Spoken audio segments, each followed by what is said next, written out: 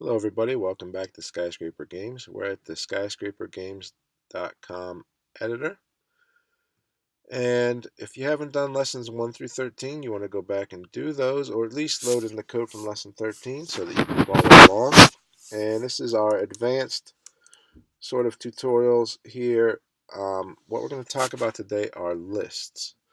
So lists in Python are similar to arrays in other languages. Um, Some languages will call them arrays. It's basically just a collection of things that kind of go together.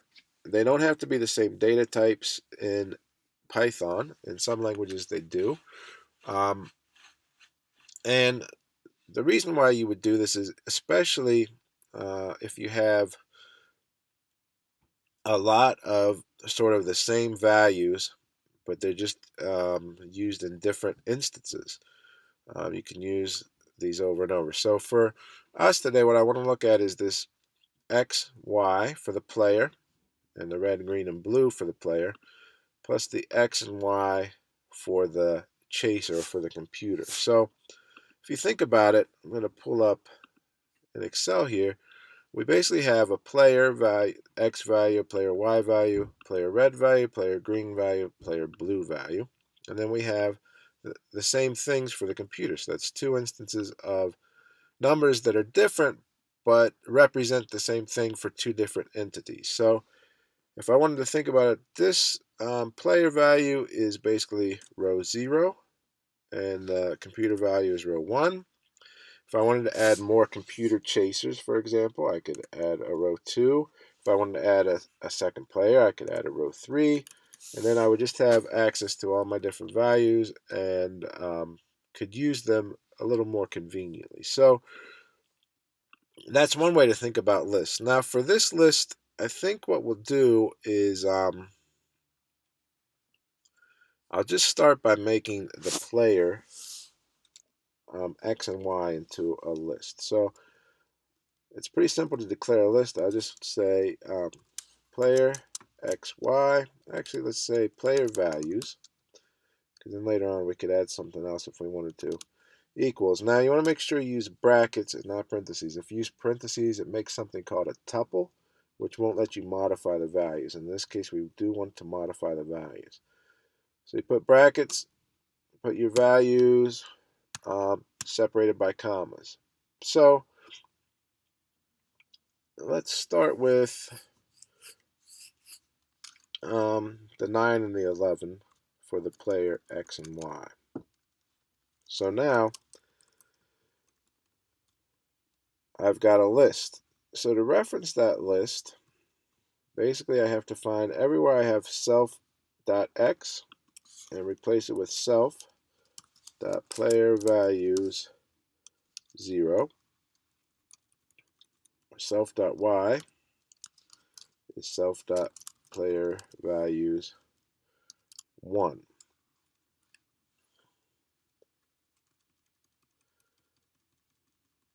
And then just have to keep going until I find anything with the self x and the self y. So here's a self x, player values 0.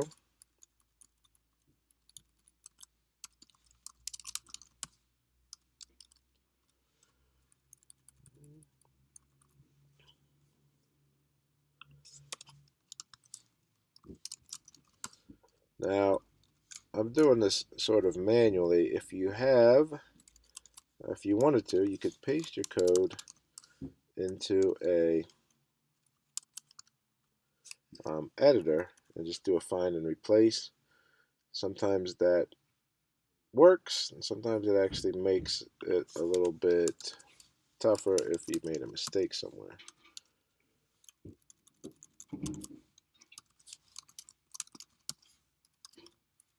Here I'm just going to put a return to get that down to the next line so we can see it easily.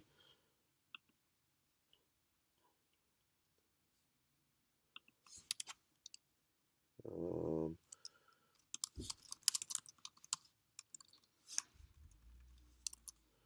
course, the other thing that could make this tough is if I start typing without really thinking about what I'm doing and I enter the wrong 1 or 0, then I can also mess it up by not doing a search and replace or find and replace. So either way, there's pros and cons to doing it.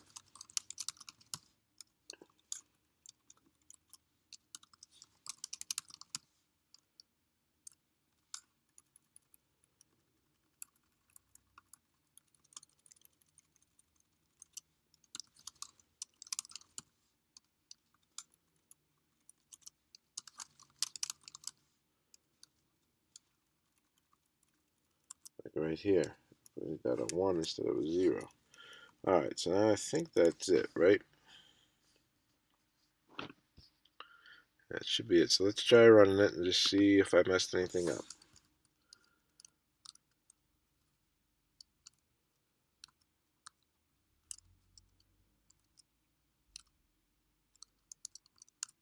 And it looks like everything is working correctly.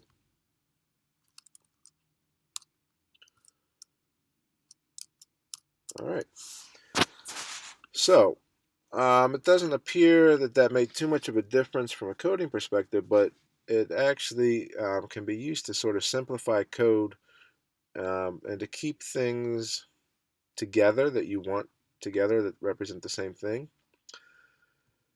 Now, I could basically go through, I could make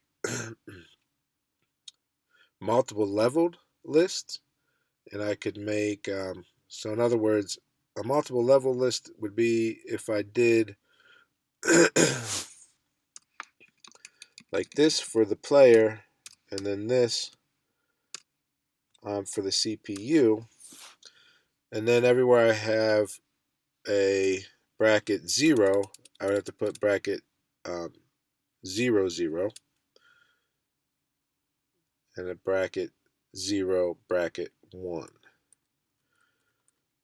I have a tutorial that goes into a little more depth on that, and I will share that with your teacher if anybody's interested in looking at that and going a little more in depth. If not, I think this is enough to get you started. You could try playing around with, adding these values into my list, then replacing them in the code, and so on. And just try it out and see how it works. And then you can start to think about places where it makes sense in your code to do that. All right, happy coding, and good luck with your game.